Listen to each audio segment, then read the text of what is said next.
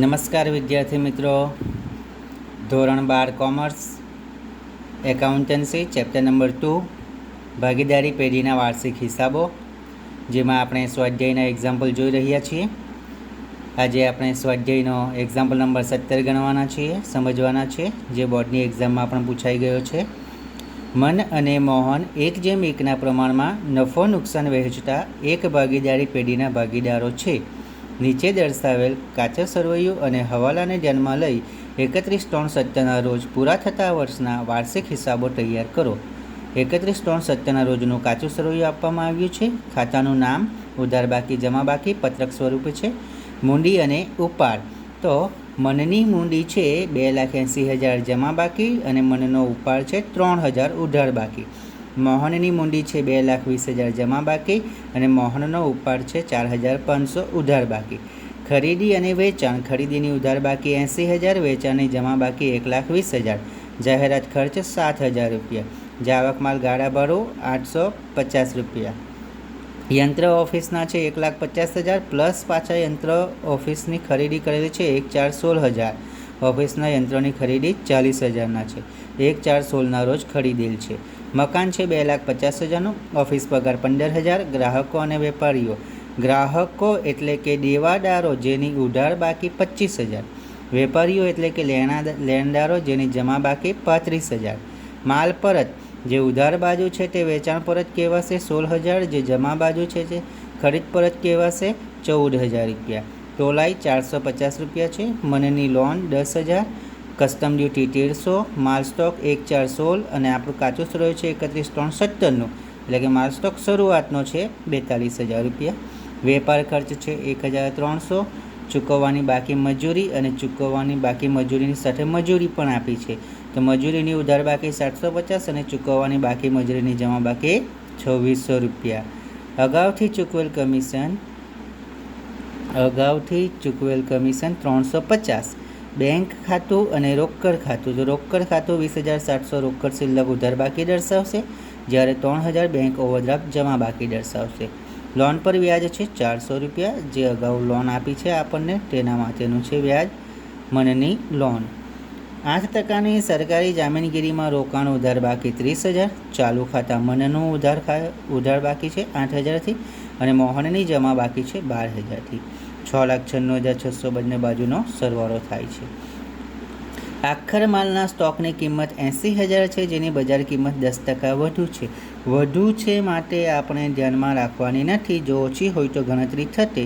વધુ છે માટે આપણે અહીં 80,000ને જ ધ્યાનમાં રાખવાનું, કારણ કે જે ઓછી કિંમત હોય તે જ આપણે જોઈતી છે. તો આખર સ્ટોક 80,000, તેમાં 10% વધુ છે તે ધ્યાનમાં નહીં લઈશું, 80,000ને જ ધ્યાનમાં લઈશું. તેની બે અસર, એક વેપાર ખાતે જમા, બીજી પાકા સરવૈયાની મિલકત લેણા બાજુ. ગણતરીઓ સમજતા જઈએ છીએ, દાખલો ગણવામાં સરળતા રહેશે.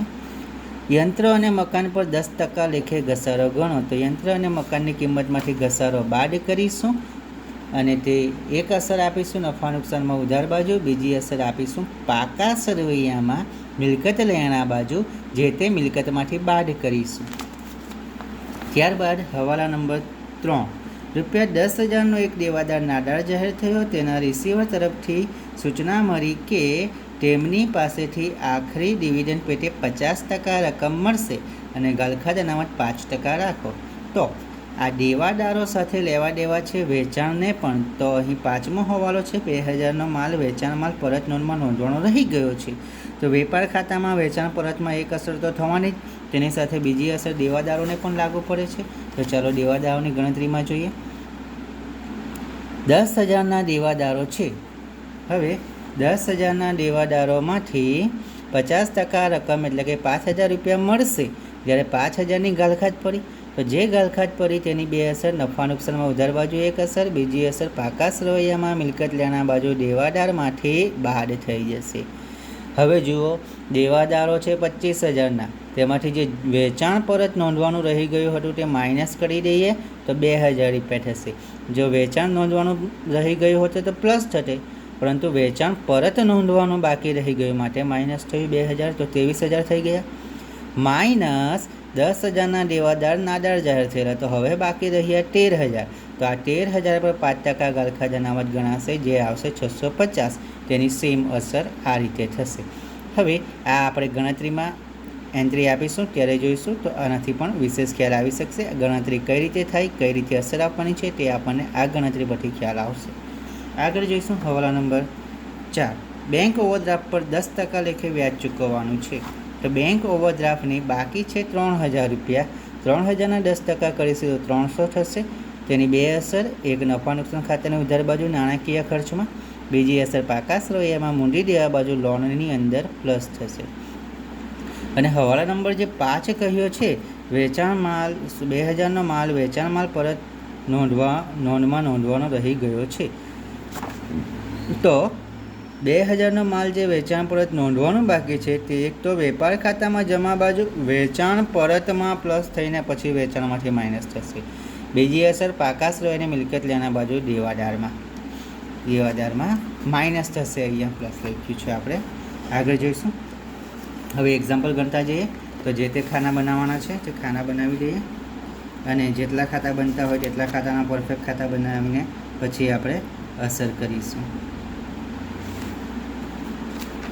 અહીં આપણે જે લાસ્ટ હવાલો જોયો છે તેમાં પાકા સરવૈયાના મિલકત લેણામાંથી શું કર્યું છે, બાદ કર્યું છે. અહીં આપણે અસર આપી જ છે, ગણતરીમાં જોયું છે. હવે વેપાર ખાતું બનશે. ઉધાર બાજુ વિગત રકમ, જમા બાજુ વિગત રકમ. નફા નુકસાન ખાતામાં ઉધાર વિગત રકમ, જમા વિગત રકમ. ત્યારબાદ નફા નુકસાન ફાળવણી ખાતું, કોઈ અસર બહુ આવતી નથી, નાનું જ બનશે. ચાલુ ખાતાની બાકી આપી છે માટે ચાલુ ખાતા બનાવીશું. તારીખ વિગત, મન અને મોહન. મન માટે M1 લીધું છે અને મોહન માટે M2 લીધું છે. અહીં આપણે આખું નામ લખી શકીએ. પાકો સરવૈયો, જેમાં મૂડી દેવા બાજુ રકમ, મિલકત લેના બાજુ અને રકમ. નીચે અમુક જે ગણતરી બાકી રહે તે ગણતરી આપણે સમજીશું.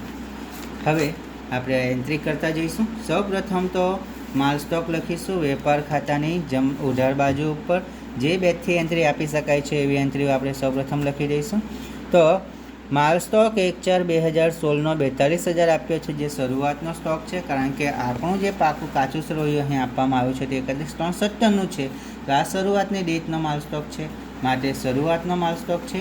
વેપાર ખાતાની ઉધાર બાજુ પર શરૂઆતનો માલ સ્ટોક ₹42,000 સૌપ્રથમ એન્ટ્રી થઈ ગઈ. હવે જોઈએ મૂડી અને ઉપાડ. તો મૂડી છે 2,80,000 રૂપિયા મનની અને ઉપાડ છે 3,000. તો આપણે મૂડી લખીશું. પાકા સરવૈયાની મૂડી દેવા બાજુ પર સ્થિર મૂડી ખાતા M1 એટલે કે મનની મૂડી 2,80,000 રૂપિયા અને મોહનની મૂડી છે 2,20,000.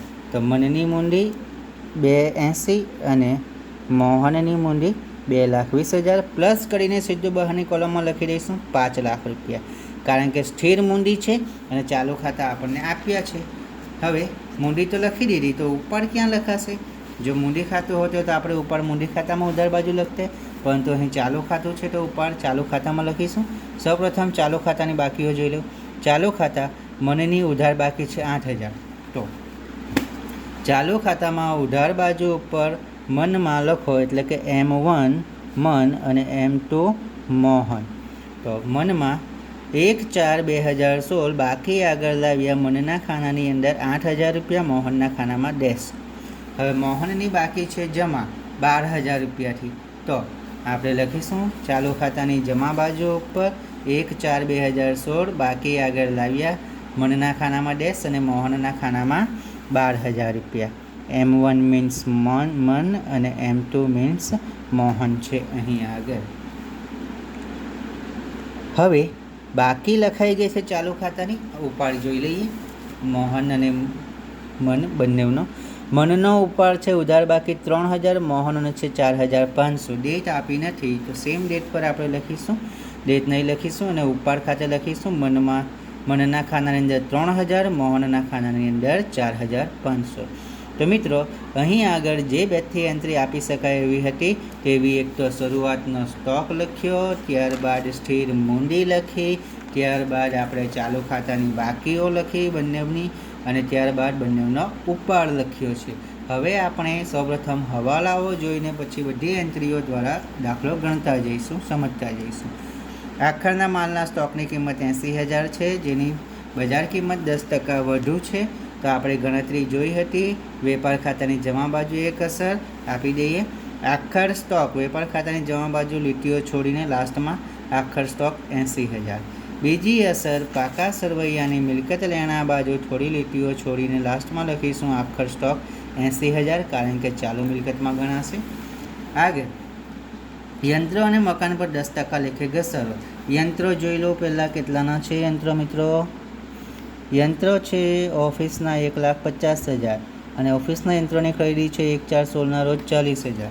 તો પાકા સરવૈયાની મિલકત લેણા બાજુ કાયમી મિલકતોના હેડિંગ નીચે સૌપ્રથમ યંત્રો 1,50,000 પ્લસ ખરીદી કરેલી છે 1/4/16 અને આપણો કાચો સરવૈયો છે 31/3/17, એટલે કે વર્ષની શરૂઆતમાં જ ખરીદી કરેલી છે.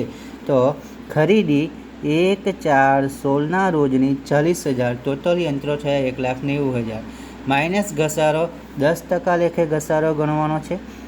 માસ ગણવાની જરૂર રહેતી નથી, કારણ કે વર્ષની શરૂઆતમાં યંત્રો ખરીદ્યા હતા. આખા વર્ષ માટે યંત્રો વપરાય છે.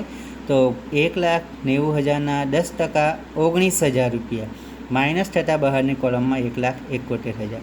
આ જે ઘસારો ગણ્યો છે, જેની બીજી અસર નફા નુકસાન ખાતામાં ઉધાર બાજુ પર લખીશું. હેડિંગ ઘસારો, લાસ્ટમાં અન્ય ખર્ચાઓમાં તેમાં યંત્રનો 19,000 ઇનર કોલમમાં લખીએ, કારણ કે મકાન પર બી ઘસારો ગણવાનો છે. બહારની કોલમમાં લખો તો પણ ચાલી શકે. હવે જોઈએ મકાન. મકાનની કિંમત આપવામાં આવી છે 2,50,000.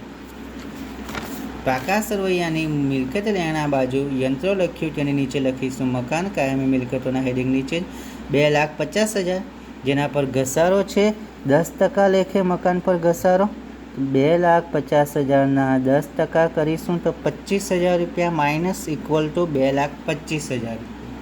હવે આ 2,25,000 બહાર લખ્યા. 25,000ની એક અસર બાકી. નફા નુકસાન ખાતામાં ઉધાર બાજુ પર ઘસારો જે યંત્રનો લખ્યો 19,000, તેની નીચે જ મકાનનો ઘસારો પ્લસ કરીશું. ટોટલ બહારની કોલમમાં 44,000 ઘસારો.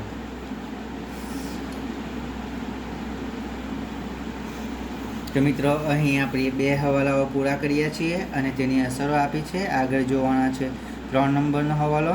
3 નંબરનો હવાલો જોઈએ દેવાદારવાળો. તે પહેલાં આપણે હવાલા નંબર 5ને પૂર્ણ કરીએ. 2,000નો માલ વેચાણ માલ પરત નોંધમાં નોંધવાનો રહી ગયો છે. સૌપ્રથમ ખરીદી અને વેચાણ લખી દઈએ, માઇનસ પરત કરીશું. ખરીદીની ઉધાર બાકી 80,000, વેચાણની જમા બાકી 1,20,000 રૂપિયા. ચાલો વેપાર ખાતામાં ઉધાર બાજુ પર લખો ખરીદી 80,000, જમા બાજુ પર વેચાણ 1,20,000. ખરીદી પર કોઈ હવાલો નથી. સૌપ્રથમ ખરીદી માઇનસ કરી દો.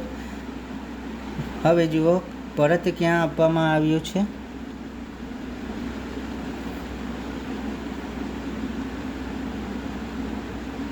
માલ પરત 16,000 રૂપિયા વેચાણ માલ પરત થશે ઉધાર બાકી, અને 14,000 રૂપિયા ખરીદ પરત થશે જમા બાકી છે તે. તો સૌપ્રથમ 14,000 રૂપિયા ખરીદીમાંથી માઇનસ કરીશું. ખરીદ પરત બહારની કોલમમાં 66,000. હવે વેચાણમાંથી વેચાણ પરત માઇનસ કરવાનું છે. વેચાણ છે 1,20,000 રૂપિયા. જુઓ ઇનરની ઇનર કોલમમાં હવે બાદ કરીએ છીએ વેચાણ પરત 16,000 રૂપિયાથી. બરાબર છે મિત્રો. હવે જે નોંધવાનું બાકી છે તે પણ માઇનસ તો થવાનું જ. તો 16,000 અને 2,000 બંને અલગ અલગ માઇનસ કરી, એના કરતાં વેચાણ પરત 16,000 પ્લસ જે નોંધવાનું બાકી છે 2,000 તે પણ માઇનસ કરવું. 16 + 2 ટોટલ 18,000 રૂપિયા આપણે 1,20,000માંથી માઇનસ કરીશું તો 1,02,000 થશે.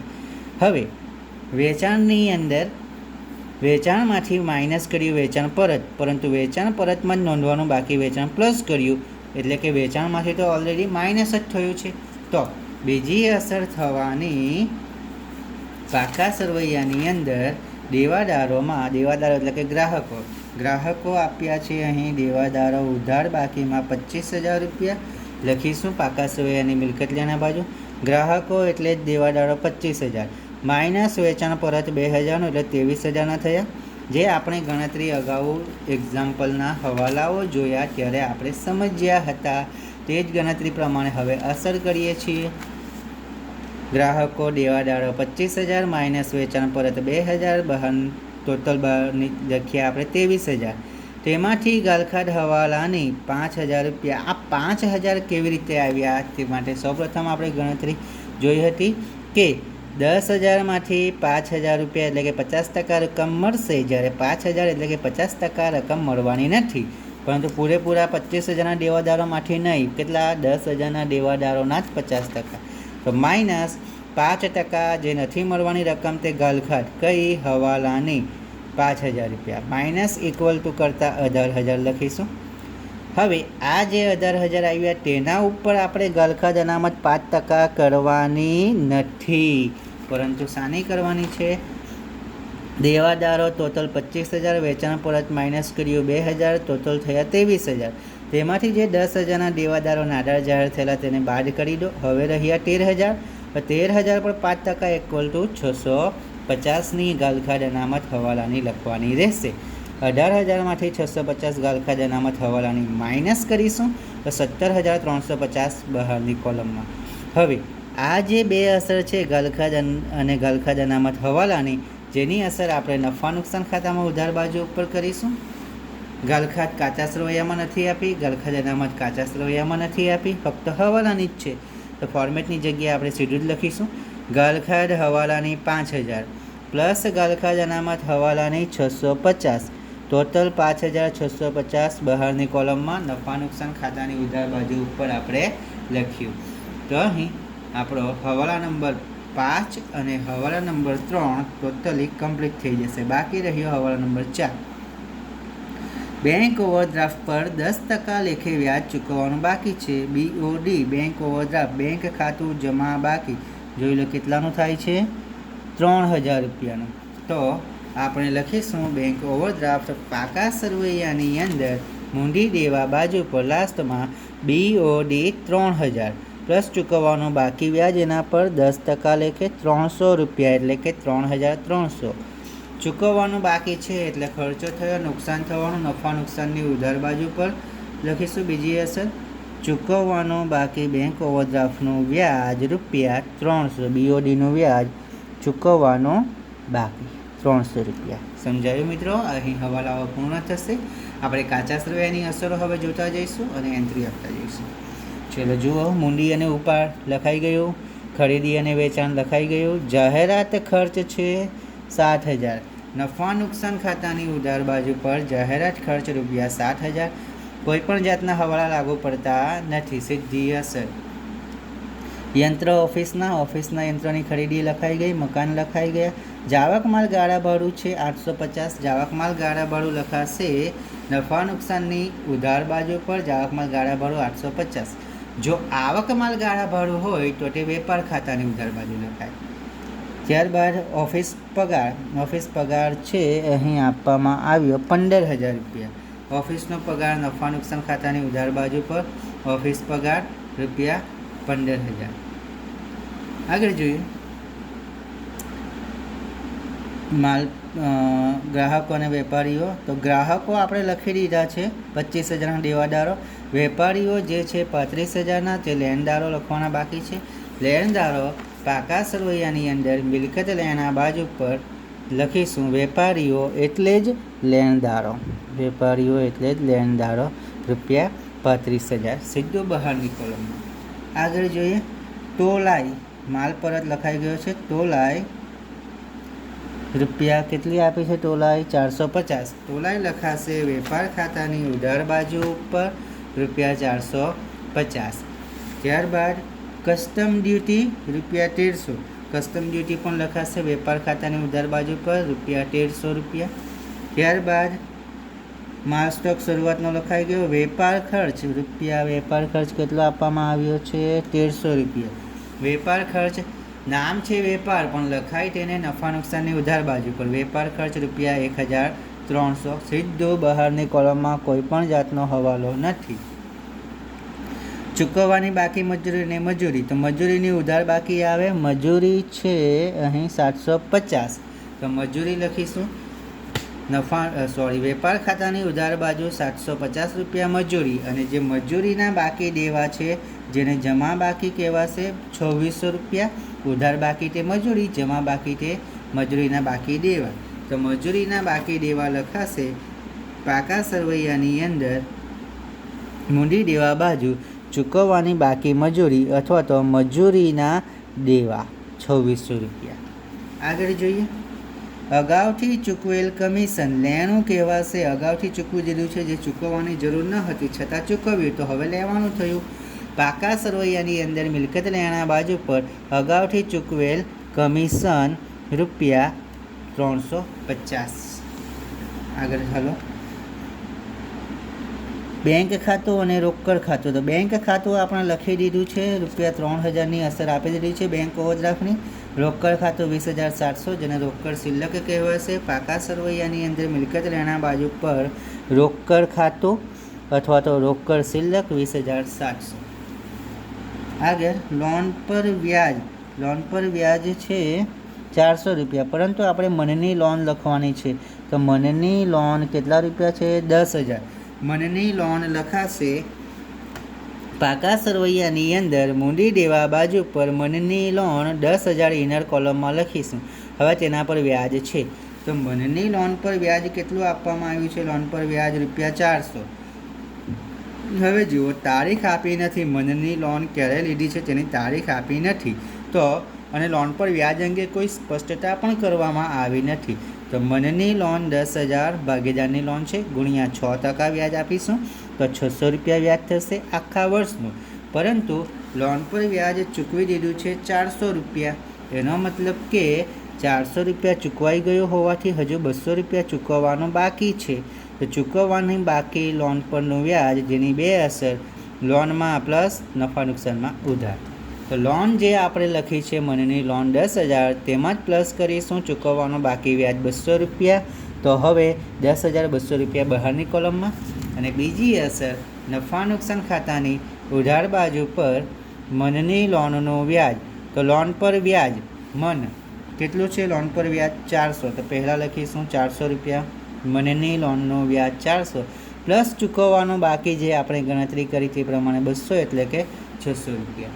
તો જ્યારે આ રીતે લોન અને લોન પર વ્યાજ હશે ભાગીદારનો, ત્યારે આવો છૂપો હવાલો બનશે અને જેની ગણતરી કરવી પડશે, જે ધ્યાનમાં રાખજો મિત્રો. 8% સરકારી જામીનગીરીમાં રોકાણ 30,000નું છે. તો એ રોકાણ એ આપણું મિલકત છે. પાકા સરવૈયાની મિલકત લેણા બાજુ પર લખીશું 8% સરકારી જામીનગીરીમાં રોકાણ રૂપિયા 30,000. હવે એના ઉપર આપણને કોઈ પણ જાતનો હવાલો નથી, કોઈ સ્પષ્ટતા કરવામાં આવી નથી, પરંતુ 8% આપવામાં આવ્યું છે રોકાણ અંગે. તો ગણતરી થશે 8%ની સરકારી જામીનગીરીમાં રોકાણ 30,000 રૂપિયાનું, તેના 8% તો 2,400 રૂપિયા વ્યાજ થશે. તો એ 2,400 રૂપિયા વ્યાજ આ રોકાણની અંદર જ સીધા પ્લસ કરી શકો તમે, અથવા તો એને બીજી અલગ અસર આપી શકો કે સરકારી જામીનગીરીમાં રોકાણનું વ્યાજ મળવાનું બાકી છે, જે હજુ કેટલા રૂપિયા? 2,400, જે આપણે ગણતરી કર્યું તે મળવાનું બાકી વ્યાજ આપણું લેણું થશે. સરકારી જામીનગીરીમાં જે રોકાણ કર્યું તેનું 2,400 રૂપિયા. હવે એ જે મળવાનું બાકી વ્યાજ છે 2,400 રૂપિયા, તે આપણી આવક કહેવાશે. આવક હોવાથી લાભ થવાનો. નફા નુકસાન ખાતાની જમા બાજુ પર જેની બીજી અસર સરકારી જામીનગીરીમાં રોકાણોનું વ્યાજ 2,400 રૂપિયા જે મળવાનું બાકી છે. તો અહીં આપણે જે ગણતરી દર્શાવી છે ત્યાં તેની બે અસર આપી દઈશું કે એક અસર નફા નુકસાન ખાતામાં જમા બાજુ પર, બીજી અસર પાકા સરવૈયાની મિલકત લેણા બાજુ સરકારી જામીનગીરીના રોકાણો જ્યાં લખ્યા છે તેમાં પ્લસ કરીશું, ઉમેરીશું, અથવા તો તેની અલગ એન્ટ્રી આપીશું. તો આ થયું કાચું સરવૈયું, જેની બધી વિગતો લખી દીધી છે. કોઈ પણ અસર હવે બાકી રહેતી નથી. તે દાખલો ટોટલ કરે તે પહેલાં જોઈ લેવું. હવે જોઈએ વેપાર ખાતામાં ઉધાર બાજુ જમા બાજુ બધી એન્ટ્રી આવી ગઈ છે. જમા બાજુનું ટોટલ થયું 1,82,000. ઉધાર બાજુ પર પણ 1,82,000 થવું જોઈએ, પરંતુ રકમ ઘટે છે 71,500. જમા બાજુ ટોટલ વધારે આવવાના કારણે ઉધાર બાજુ રકમ ઘટી, તો તેને જમા બાકી જ કહેવાશે અને તે કહીશું આપણે કાચો નફો 71,500, જેને ક્યાં લઈ જવાનો છે? નફા નુકસાન ખાતે. વેપાર ખાતામાં ઉધાર બાજુ લખ્યું, નફા નુકસાન ખાતામાં જમા બાજુ લખીશું. વેપાર ખાતેથી લાવ્યા કાચો નફો 71,500। મિત્રો, જ્યારે નફા નુકસાન ખાતું કે નફા નુકસાન ફાળવણી ખાતું બનાવો અથવા પાકું શરૂ હોય ત્યારે બબ્બે લીટી શરૂઆતમાં છોડી જ રાખવાની કે જેથી કોઈક અસર આપવાની બાકી રહે તો શરૂઆતની અસર આપણે આપી શકીએ। નફા નુકસાન ખાતામાં આપણે કાચો નફો લાવ્યા બાદ ટોટલ કરીએ તો અહીં ટોટલ ઉધાર બાજુ વધી જાય છે। ઉધાર બાજુ કેટલું ટોટલ થયું? 74,700। તો જમા બાજુ પણ 74,700 થવું જોઈએ। જમા બાજુ પર રકમ ઘટી 800। તો ઉધાર બાજુનું ટોટલ વધારે હોવાના કારણે જમા બાજુ રકમ ઘટી તેને ઉધાર બાકી જ કહેવાય। અને ઉધાર બાકી એટલે કે ખોટ, જે લઈ જઈશું નફા નુકસાન ફાળવણી ખાતે 800 રૂપિયા ચોખ્ખી ખોટ। નફા નુકસાન ખાતામાં જમા બાજુ લખ્યું, નફા નુકસાન ફાળવણી ખાતામાં ઉધાર બાજુ પર નફા નુકસાન ખાતેથી લાવ્યા ચોખ્ખી ખોટ રૂપિયા 8,000।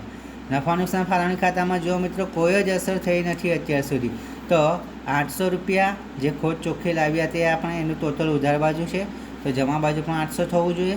800 રૂપિયા આપણે બાકી આવશે, જેને કહીશું વહેંચણી પાત્ર ખોટ। 1:1 વેચાશે, ચાલુ ખાતે લઈ જવાની, કારણ કે નફા નુકસાનના પ્રમાણ અંગે દાખલાની રકમમાં કોઈપણ જાતની સ્પષ્ટતા કરેલી ન હોય તો 1:1 લેવાય, પરંતુ અહીં તો સીધું જ કહી દેવામાં આવ્યું છે કે 1:1ના પ્રમાણમાં નફા નુકસાન વહેંચતા ભાગીદારો છે।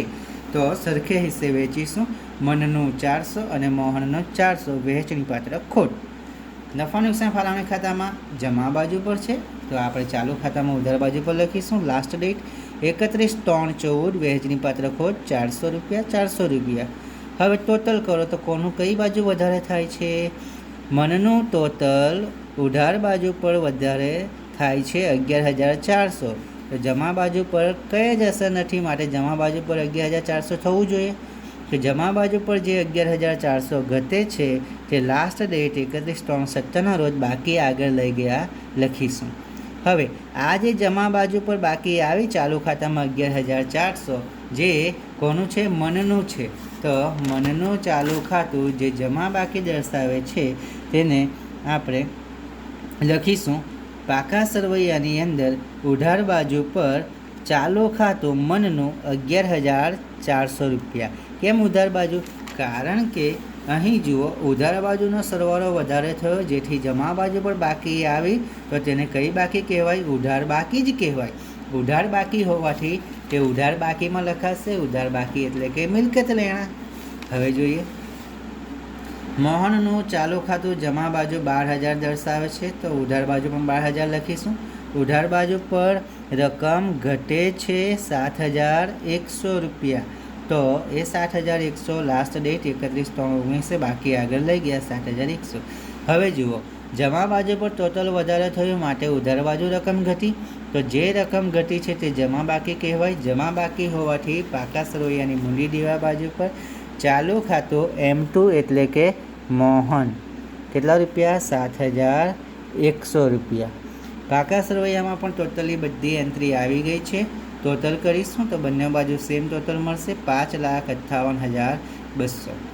તો અહીં મિત્રો આપણે સ્વાધ્યાય 2નો ભાગીદારી પેઢીના વાર્ષિક હિસાબનો એક્ઝામ્પલ નંબર 17 જે ઇમ્પોર્ટન્ટ છે તે શીખ્યા છીએ। મિત્રો, તમે આ ચેનલ પર નવા હો તો સૌપ્રથમ આ ચેનલને સબસ્ક્રાઈબ કરો અને વિડીયો લાઈક કરો। થેન્ક યુ મિત્રો।